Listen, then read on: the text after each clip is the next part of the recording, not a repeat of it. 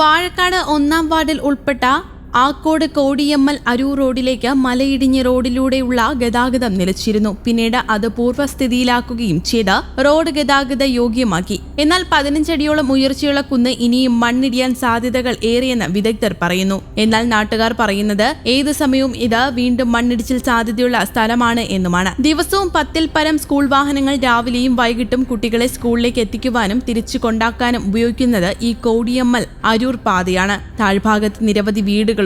ശക്തമായ മണ്ണിടിച്ചിലുണ്ടായാൽ താഴ്ഭാഗത്തെ വീടുകൾ പൂർണ്ണമായും നശിക്കും. നിരവധി മനുഷ്യരും കന്നുകാലികളും മണ്ണിനടിയിൽപ്പെടും. അതുകൊണ്ട് തന്നെ എത്രയും പെട്ടെന്ന് ഇതിനെതിരെ തീരുമാനമെടുക്കണം. അല്ലാത്ത പക്ഷം കടുത്ത സമരപരിപാടികളുമായി മുമ്പോട്ട് പോകുമെന്നും നാട്ടുകാർ പറഞ്ഞു. ഇത് കോടിയമ്പലിന് അരൂർ പോണ റോഡാണ്. റോഡിൻ്റെ ഈ ഭാഗം ഇടിയാൻ തുടങ്ങിയിട്ട് ഇപ്പോൾ ഏകദേശം മഴക്കാലം തുടങ്ങിയപ്പോൾ തൊട്ട് ഇടിയാൻ തുടങ്ങിയതാണ്. അപ്പോൾ ഇടിഞ്ഞ് ഇത് നമ്മൾ പുറകെ കാണുന്ന മാതിരി തന്നെയാണ് അവസ്ഥ. അപ്പം ഈ നാടിന് തന്നെ ഭീഷണിയായിട്ട് നിൽക്കുന്ന ഈ മല, അപ്പോൾ പഞ്ചായത്ത് അധികൃതരുമായി സംസാരിച്ചപ്പോൾ ഈ മണ്ണൊന്ന് നീക്കി തരാൻ പറഞ്ഞപ്പം അവർ പറഞ്ഞത് പഞ്ചായത്തിൽ മണ്ണ് നീക്കാനുള്ള ഫണ്ടില്ല എന്നാണ് പറഞ്ഞിട്ടുണ്ടായിരുന്നത്. അങ്ങനെ ഇവിടെയുള്ള നാട്ടുകാർ ചേർന്നിട്ടാണ് ഈ റോഡിലുണ്ടായ റോഡ് മുഴുവൻ മണ്ണായിരുന്നു. ഗതാഗത യോഗ്യത, കാൽനട യോഗ്യത, നടന്നു പോകാൻ പോലും യോഗ്യത ഇല്ലാത്തൊരു മണ്ണായിരുന്നു, ഒരു റോഡായിരുന്നു. അപ്പം അതൊക്കെ നാട്ടുകാർ ഇടപെട്ടുകൊണ്ട് ഇവിടുന്ന് മണ്ണ് നീക്കം ചെയ്യും, ടിപ്പറും മറ്റും വെച്ചിട്ട് മണ്ണ് നീക്കം ചെയ്തതാണ്.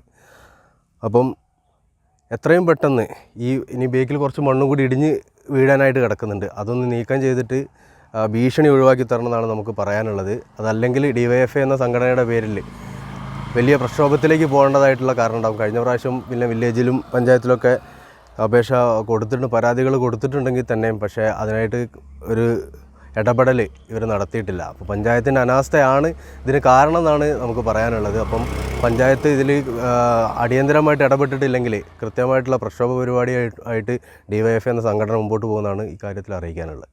News desk, Kerala Kaumudi.